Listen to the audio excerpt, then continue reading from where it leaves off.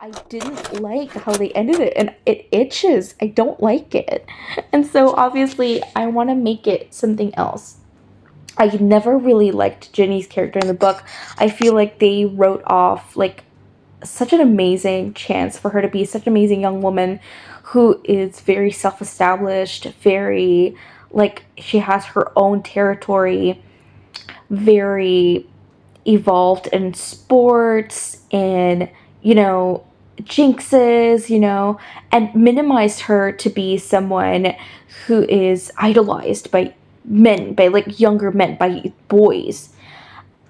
And puts down other girls. Like people say, like, oh yeah, but she ended up like being nice to Luna at the end. But I'm like, why would Rowling introduce her in that fashion? If she wanted us to like her. Like, I mean, when I was younger, I never understood the hype. I was just like, okay, she seems like the kind of kid at school who would bully me, but like, whatever. But that just seemed like so contradictory to how Harry was portrayed. It's like Rowling wanted him to be disturbed, but she didn't want to make him have the consequence of being weird. Like, it's so weird to me. Like, it's strange because like she wants her characters to do hard things, to face hard things, but she doesn't want them to she doesn't want them to like be damaged. Does that make sense? Like, she doesn't want to write trauma. She doesn't want to have to write the responsibility that comes with writing a character who has gone through many things. It's just, I think it's such a cowardice move. Um, and I think if she were the type of writer to prioritize integrity instead of like profit, she would write it like that. It's just like all of these kids that we have been with, like, you know what I mean? Like, we have literally been friends with for like 7 years of books. You know what I mean? Books. I don't mean like release, but like they've been our friends, and we don't know how they turn up. Like, yes, they're alive, but like, how did they turn up? I'm not saying like who did they marry. You know what I mean? Like, I'm not talking about like, oh, he married her, she married him. I don't care about that. They're individuals. They just like, I don't understand why every single character needs to be fleshed out as a couple. Like, Neville goes with Hannah, and Luna goes with Rolf. Was it Scamander? Like, what was his name? Um, why? Why not just like, why is there such a short explanation of their professions? And I'm not talking about Cursed Child. That's a whole entire universe, like different universe that I don't want to get into. But I'm talking about like, why are these excellent children that we grew up with aren't given the spotlight? What even happened to Dean? Like, you know what I mean? Like, where are they? Why is it not held to a responsibility that would be like, you stretch their story out for 7 years and we don't even know how they turned out. And it's like losing contact with your high school friends. It's so weird. And before any of you say how parasocial this is, which is, I don't even think that's the right definition for it. Books are meant to make you feel that way. We're meant to grow with the characters, and we kind of have the like we are kind of like, I would say, entitled a little bit because we're consumers, I guess, if you want to take that route, to know, like, hey, what happened? Like, I understand that, like, the movie contract was over, but, like, she kept on doing these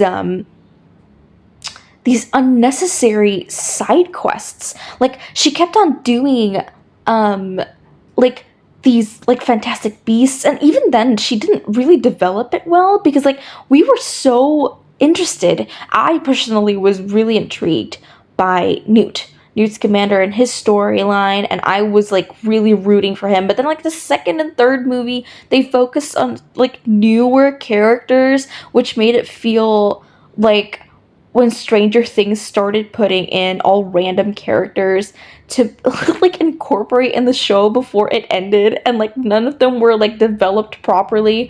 I think a good way to end a show is to conclude all the character. No, I'm not saying that everyone deserves a redemption, you know, but like to conclude all the arcs that your characters are going through. And I'm not talking about, again, giving them a redemption. I'm just talking about closing it, closure. Like, Voldemort didn't have a redemption. He was, like, literally murdered, but, like, that's closure. What happened to the Death Eaters? What happened to the Ministry? Like, what happened? What happened to them? What's the consequence of war? And I think J.K. Rowling lacks the social, like, like she lacks the social depth, like the social, analytical social depth to lift up and convey a story like this with so much nuance, like with the necessary nuance, you know? I feel like she realized with the first book that, like, if she wanted to have a murderous villain hunting children, she needed to form a good storyline of it. And I understand, I get it. I get developing your story chapter by chapter and then making it grow from there and not planning it all from the beginning like Tolkien, because not everybody can be Tolkien. But my point is that, like, if that is like the route that you're going, if you're haphazard with the way that you're building your world, at least conclude them properly, make them all rounded out, make some excuses. For as a writer myself, like I'm like figure something out, like note them down, figure something out, you know.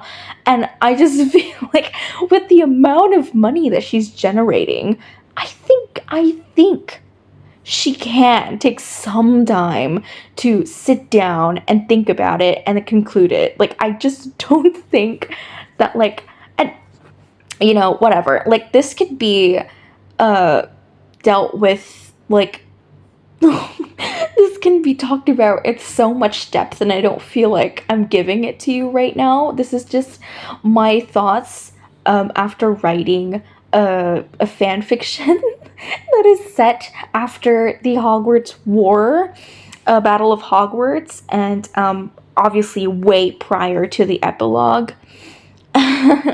So that's my 2 cents. Oh my god, it's just like every time I write, there's always something coming up, you know? For example, like the twins, you know? The twins, oh my god, where do I even begin with the twins?